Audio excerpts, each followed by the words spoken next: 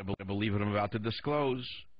The Terror Task Force noticed this guy in 2004. That's right. Here we go. They knew who he was, and they did nothing. Deep inside a New York Times profile of the accused Times Square bomber, from suburban father to a terrorism suspect, there is this. George LaMonica, a 35-year-old computer consultant, said he bought his two-bedroom condo in Norwalk, Connecticut from Mr. Shahzad for $261,000 in May of 2004. A few weeks after he moved in, Mr. LaMonica said, investigators from the National Joint Terrorism Task Force interviewed him, asking for details of the transaction and for information about Mr. Shahzad.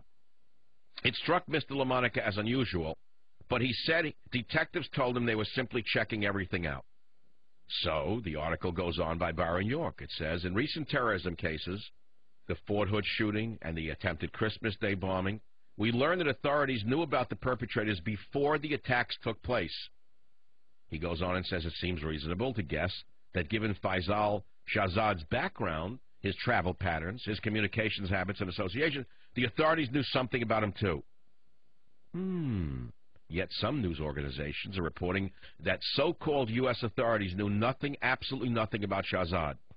The useless Washington Post, for example, reports that Shahzad, quote, was allegedly able to train with terrorists in Pakistan, return to the U.S. to assemble a car bomb in Connecticut and park it in Times Square without anyone in the nation's vast counterterrorism apparatus knowing anything about it, close quote. I am starting to believe he may have been a double agent. I am starting to believe that he may have been working for the United States government in some way or something to explain why once again the government let this guy get this far.